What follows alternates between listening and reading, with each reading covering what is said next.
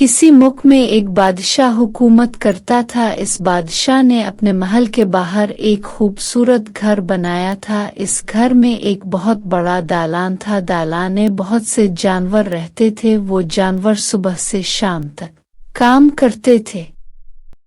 काम करने की शर्त ये थी कि बादशाह की मलिका खुद खाना पका कर उन्हें दोपहर को खिलाया करे। लेकिन मलिका बड़ी सुस्त औरत थी। हर रोज कोई ना कोई बहाना ढूंढ लेती। कभी कभी ऐसा भी होता कि वो सिरे से खाना ही ना पकाती और सब जानवर भूखे रह जाते। एक दिन का जिक्र है, मलिका ने खाना पकाने में देर कर दी। जानवर काम करते करते थक गए थे और भूख से निढाल हो रहे थे। सब ने बादशाह के पास शिकायत की। बादशाह ने मलिका को बुलाकर डांटा और कहा कि ये जानवर बेचारे दिन भर काम करते करते थक जाते हैं और तुम जरा भी उनका ख्याल नहीं करती। बारी बात है। इस पर मलिका नाराज हो गई और महल छोड़कर चली गई और शहर से दूर एक सराय में रूठ कर बैठ गई। अल्फादेर बादशाह और जानवरों को मलिका के रूठ कर चले जाने का बड़ा अफसोस हुआ। वो मलिका के बगैर उदास थे। काम में उनका जी नहीं लगता था। आखिर वो सब के सब मिलकर बैठे और मशवरा करने लगे कि किसी न किसी तरह मलिका को वापस लाना चाहिए। सलाह ठहरी कि पहले चुलिया को भेजा जाए। चुलिया ने पैर फाड़ पेड़ाई और अलिफाड़ गई यहाँ तक कि सराय की दीवार पर जाकर बैठ गई और मलिका से कहा, मलिका साहिबा, आप नाराज ना हो, हम आपको किसी तरह की तकलीफ नहीं देंगे, खुद ही खाने का बंदोबस्त कर लेंगे। आइए महल को चली। मलिका ने कहा, भाग जाओ, मैं नहीं आऊंगी। चुलिया बेचारी गम की मारी लूट आई। जानवरों ने जब ये सुना कि चुलिया नाकाम लूट आई है तो उन्होंने फैसले के मुताबिक बली को भेजा। बली रवाना हो गई। चलती गई यहाँ तक कि सराय में दाखिल हुई। मलिका को बड़े अदब से सलाम किया और कहा, प्यारी मलिका, हमने अपनी मन मोहनी चुलिया को भेजा। इसने बड़ी चिंचिंग की, अब नहीं माने। आइए घर चली। मैं वादा करती हूँ कि आपसे खाना नहीं मांगूंगी, अपने खाने का खुद ही इंतजाम कर लूंगी। मलिका ने कहा, नहीं, मैं नहीं आऊंगी। बली बेचारी भी मायूस होकर वापस आ गई। अब चूहिया अलिफाटे। इसने भी जाकर अदब से सलाम किया, फिर कहा। चुलिया ने चिंचिंग किया, अब नहीं माने। बली मियाओ मियाओ करती आई।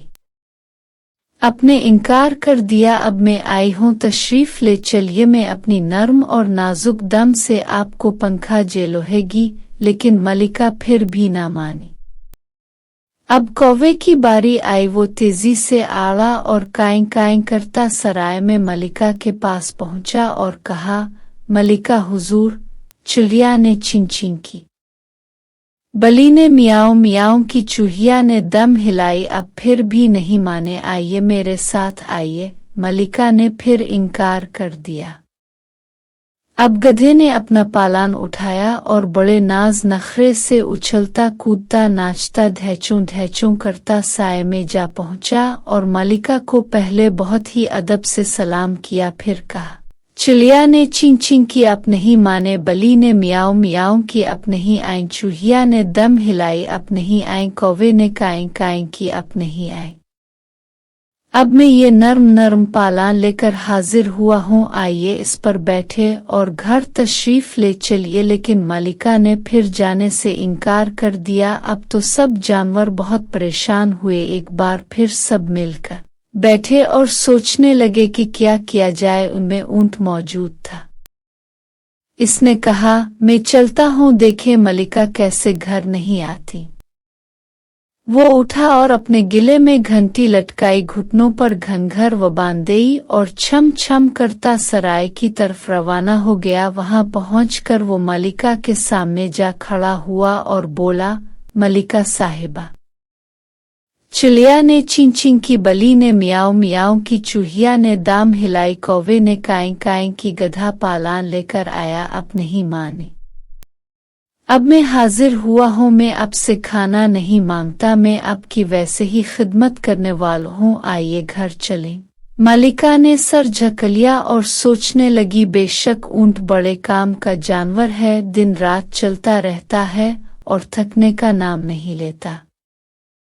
कई दिन तक खाने और पानी के बगैर गुजारा करता है, इसके बालों से कंबल और कालीन और गर्म कपड़े बनते हैं, ये तो बड़ा नेक जानवर है, इसका कहा जरूर माना चाहिए। और फिर मलिका ऊंट पर बैठी और घर आ गई। वहां सब जानवरों ने मलिका का इस्तकबाल किया।